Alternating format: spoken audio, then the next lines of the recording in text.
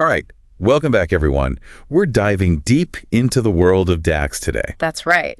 And specifically, we're going to be taking a close look at the path function. Yeah, the path function. This one is all about revealing the hidden connections, the hierarchies that might be lurking in your data. Exactly. It's like, you see this data and it's just a jumble of numbers and IDs. Right. But then you apply the path function and suddenly it's like, bam, you can see the structure, the relationships, everything just clicks into place. So it's like mapping out a family tree, but for your data. Exactly. A family tree or like an organizational chart, it shows you who reports to whom, how everything is connected. Okay, I'm starting to get the picture. Yeah. But how does this actually work in practice? I mean, what's the magic behind this path function?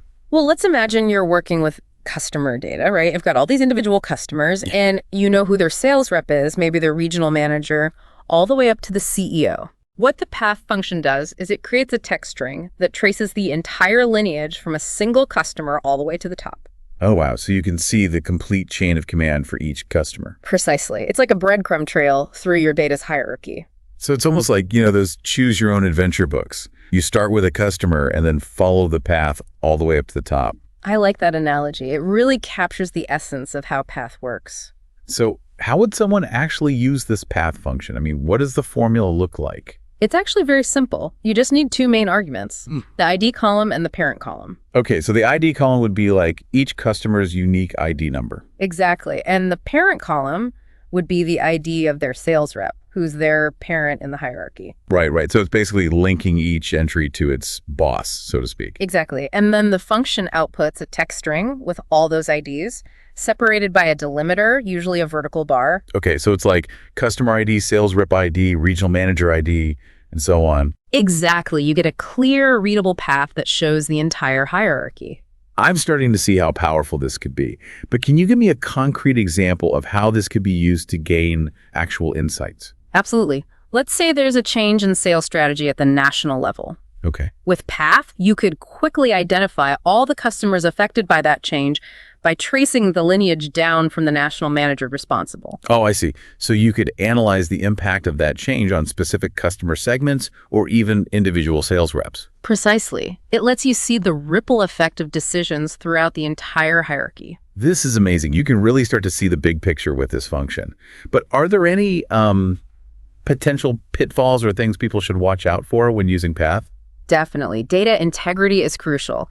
Both your ID and parent columns need to be the same data type, either text or numbers. Well, yeah, makes sense. And you have to be careful about duplicate IDs. If you have two entries with the same ID but different parents, that can cause problems. So you really need to make sure your data is clean and consistent before using Path. Absolutely. It's like building a house on a shaky foundation. It won't be very stable. That's a great analogy. So we talked about data types and duplicates. What about missing values? How does Path handle those? Good question. If a parent ID is missing, Path simply returns the ID of the current item. So it kind of stops the trail right there. Exactly. But you have to be mindful of that because it could indicate incomplete data or a break in the hierarchy. So it's important to interpret the results carefully, knowing there might be some missing pieces. Exactly. Don't just take the output at face value. Dig a little deeper to understand what it's really telling you. Got it. Now, you mentioned earlier that Path can be combined with other DAX functions. Can you give me an example of that? Sure. Think about the calculate function, for example.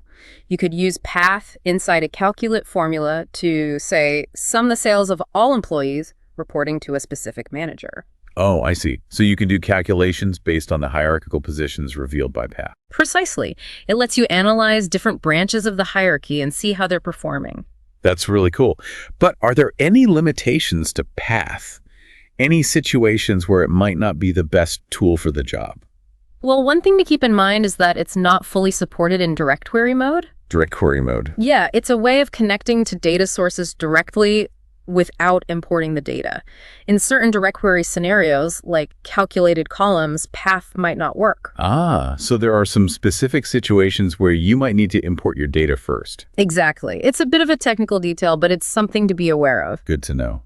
But even with those limitations, it seems like Path is a pretty powerful and versatile function. Absolutely. And remember, this is just scratching the surface. No. Once you get comfortable with tracing individual path, think about how you could analyze the entire structure of a hierarchy. Yeah, like finding bottlenecks or identifying key influencers.